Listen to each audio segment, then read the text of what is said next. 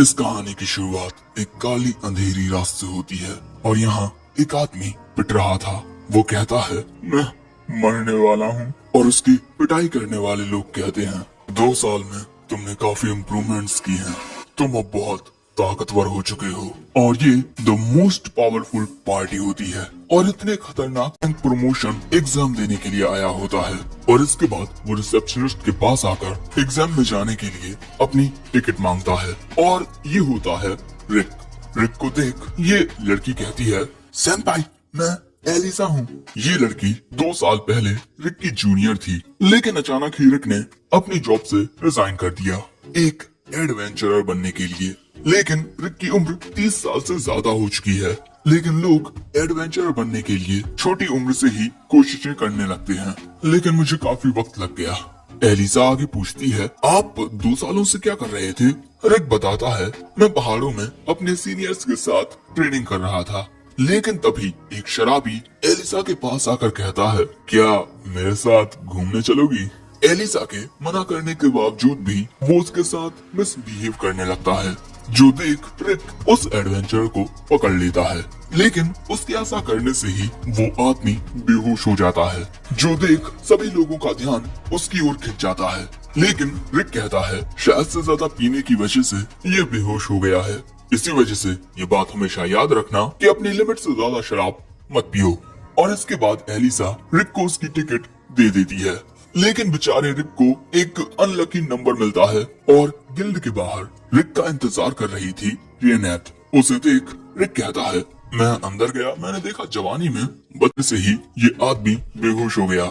और ये कोई ऐसा वैसा शराबी नहीं है, बल्कि एक ए रैंक एडवेंचरर है। लेकिन लड़कियों से बदतमीजी करने की वजह से इसे गिल्ड से बाहर निकाल दिया गया। और तभी एलिसा को याद आता है कि इसके पेट पर रिक ने अपना हाथ रखा था। अब एग्जाम के लिए हम देखते हैं कि रिक की फिजिकल जांच की जा रही है।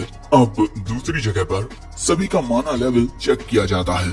किसी का D+ होता है तो किसी का D-। लेकिन रिक की बारी आने पर पता चलता है कि उसका अपने सीनियर एयरशॉट की कई बात याद करता है।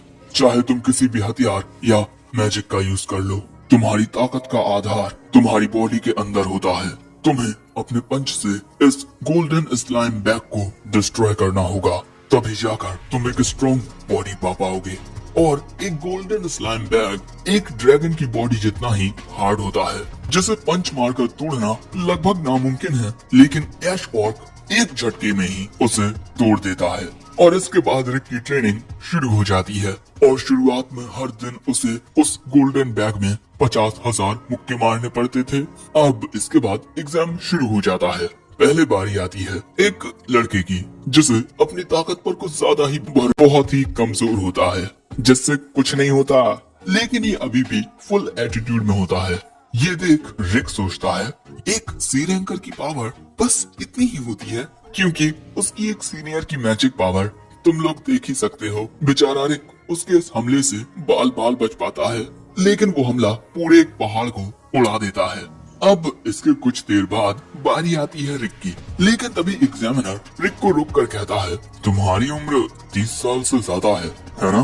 तुम्हारे अंदर कोई काबिलियत नहीं है। तुम्हारे पिछले रिजल्ट्स भी बहुत वाहियात रहे हैं, इसीलिए तुम्हें अभी हार मान लेनी चाहिए। देख सभी लोगों के होश उड़ जाते हैं। रिक की ये बेमिसाल ताकत देख ये लड़का सोचता है, ये तो बहुत ज्यादा ताकतवर है, लेकिन मेरी स्पेशलिटी डिफेंस मैजिक है, यानी अगले डिफेंसिव एग्जाम में मैं इसे दिखा सकता हूँ कि बॉस कौन है। लेकिन अगले एग्जाम में हम देखते हैं कि एक पावरफुल अटैक खाने के बाद भी रिक को खरोश तक नहीं आती, जो देख फिर से सबके होश उड़ जाते हैं। इसीलिए एग्जामिनर डिसाइड करता है कि वो रिक पर अब 5th लेवल के मैजिक का यूज करेगा। इसीलिए वो रिक से कहता है कि तुम्हें अपनी डिफेंसिव पावर को एक लेवल और बढ़ा लेना चाहिए। लेकिन तभी वो ये जानकर हैरान हो जाता है कि रिक डिफेंसिव और ऑफेंसिव मैजिक के लेवल 1 का यूज कर रहा है। सो अब वो एग्जामिनर अपने 5th लेवल के मैजिक स्पेल से रिक पर हमला करता है, जिससे एक बहुत ही बड़ा धमाका होता है। और इस धमाके की गूंज रॉयल नाइट्स के 1st रैंक नाइट तक जाती है। और इसीलिए वो उस जगह पर आता है जानने के लिए कि आखिर यहाँ पर क्या हुआ है। सो अब एक लड़की उसे सब कुछ बताती है। एक F रैंकर ने ग्रीन स्लाइम बैग को तोड़ दिया, और साथ ही फर्स्ट लेवल के मैजिक से फिफ्थ लेवल के मैजिक का आसानी से सामना भी कर लिया। और यहाँ सिल्वेस्टर ये जानकर हैरान हो जाता है कि रिक की उम्र 32 साल है और वो 14 सालों तक रिसेप्शनिस्ट का काम भी कर चुका है। अब एग्जाम का फर्स्ट राउंड खत्म होने के बाद हम देखते हैं कि रिक रियनेट के साथ बैठा हुआ है और यहाँ रिक को खुद पर पूरा यकीन होता है कि वो अपने रिटन टेस्ट में 100 स्कोर करेगा, लेकिन प्रैक्टिकल एग्जाम को लेकर वो अभी भी परेशान होता है क्योंकि उसकी माना रैंक F- है। और तभी उसके पास डैरम्यूट फैमिली का सेकंड सन फ्रीड डैरम्यूट आता है। उसे देख रिक पूछता है, क्या तुम खो गए हो बच्चे? लेकिन फ्रीड कहता है, मजाक उड़ाना बंद करो, मैं इस एग्जाम में अपनी ताकत दिखाकर शो ऑफ करना चाहता था, लेकिन तुमने सारा गुड़ गोबर कर दिया। गंदे नहीं करने चाहिए, तुम क्या जानो कपड़े धोना कितना मुश्किल होता है।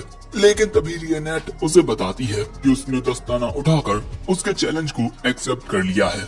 अब इसके बाद ये दोनों लड़ाई के मैदान में आते हैं और एंजेलिका यहाँ कहती है, हमारे फिलहैम किंगडम में होने वाले ड्यूल्स में हम कुछ टर्म्स लगा सकते हैं और इसीलिए मैं कहती हूँ कि इस ड्यूल में हारने वाला जीतने वाले की जिंदगी भर गुलामी करेगा।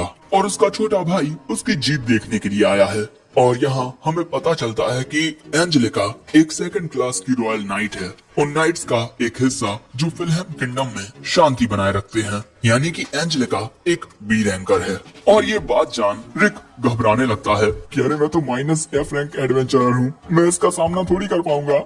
अब रिक को इस तरीके से देख रियनेट कहती है, आप घबराइए मत, आप अपनी ट्रेनिंग को याद कीजिए। और इसके बाद रिक अपनी ट्रेनिंग को याद करने लगता है, जिससे वो और भी ज्यादा डर जाता है। सो रियनेट उससे कहती है कि आपको खुद पर एंजेलिका अपनी मैजिक पावर से अपनी स्वॉर्ड को इनहेंस करने लगती है और इसके बाद वो बिजली की रफ्तार के साथ रिक पर हमला कर देती है और उसके इस हमले से पीछे का दरवाजा पूरा कट जाता है। और ये देख फ्रीड कहता है, बुड्ढे तुमने देखा मेरी बहन कितनी तेज है, लोग उसे लाइट स्पीड एंजेलिका के नाम से बुलाते हैं। और अब एंजेलिका कहती है कि पिछले हमले में मैंने बस तुम्हें एक नमूना दिखाया है, लेकिन इस बार तुम्हारा खेल खत्म। और वो फिर से बिजली की रफ्तार के साथ रिक पर हमला करने के लिए जाती है, लेकिन रिक को वो बहुत ही स्लो आती हुई दिखाई दे रही थी और यही बात उसे समझ नहीं आ रही। इसे तो लाइटनिंग स्पीड एंजेलिका कहते हैं, फिर ये इतनी स्लो क्यों आ रही है?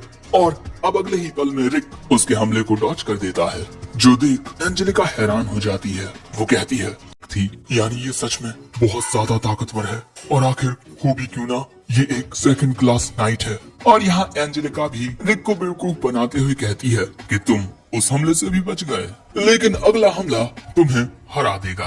और इसके बाद एंजेलिका अपनी माना पावर को रिलीज करते हुए और भी ज्यादा तेज रफ्तार के साथ रिक पर हमला करने के लिए आती है, लेकिन रिक को ये आती है, लेकिन फिर से रिक उसे डॉच कर देता है। और अब एंजेलिका थक भी चुकी है, लेकिन वो अपनी पूरी ताकत जुटाकर आखिरी बार अल्ट्रा लाइटनिंग स्पीड का यूज करती है। और अब तो रिक भी हमला करने के लिए तैयार था, लेकिन तभी एंजेलिका का पैर फिर से पत्थर से टकरा जाता है और अब वो जमीन पर फिसलते हुए रिक की ओर ज्यादा भयानक था। और ये देख एंजेलिका की हालत खराब हो जाती है।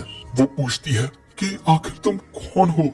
वो बताता है, मैं एक फॉर्मर गिल्ड रिसेप्शनिस्ट हूँ जिसने 2 साल पहले F रैंक एडवेंचरर के रूप में शुरू किया था। एंजेलिका को ये साफ साफ झूठ लगता है। इसके बाद वो एंजेलिका की ओर आते हुए कहता है, सच में एक रॉयल नाइट का सामना करना काफी ज्यादा मुश्किल होता है, लेकिन यहाँ मैं तुमसे सीखूंगा और तुम्हारा सामना करूंगा। लेकिन एंजेलिका समझ ही नहीं आता कि आखिर मैं जीत कैसे गया। लेकिन तभी रियनेट कहती है कि आपके एग्जाम्स के रिजल्ट्स को जल्द ही अनाउंस किया जाएगा। रिक कभी भी इस बात से परेशान होता है कि क्या वो पास हो पाएगा, लेकिन तभी रियनेट बताती है कि मास्टर ब्रॉडस्टोन और बाकी सब यहाँ जल्द ही आने वाले हैं। और ये बात सुन रिक बहुत डर जाता है। आखिर क्यों? वो बताती है, वो सभी आपकी इम्प्रूवमेंट्स देखने के लिए आ रहे हैं। और इसके बाद हम रिक के सीनियर्स को देखते हैं, जिन्हें देखकर ही लग रहा था कि ये बहुत ही ज्यादा खतरनाक है। कैसी लगी और इसमें तुम्हें क्या मजेदार लगा? इसी के साथ इस वीडियो को अपने दोस्तों और परिजनों के साथ शेयर कर दो ताकि इस पर अच्छा रिस्पॉन्स आए और मैं इसका एपिसोड 2 लाने पर मजबूर हो जाऊं। And in the end, thanks for watching. Sayonara.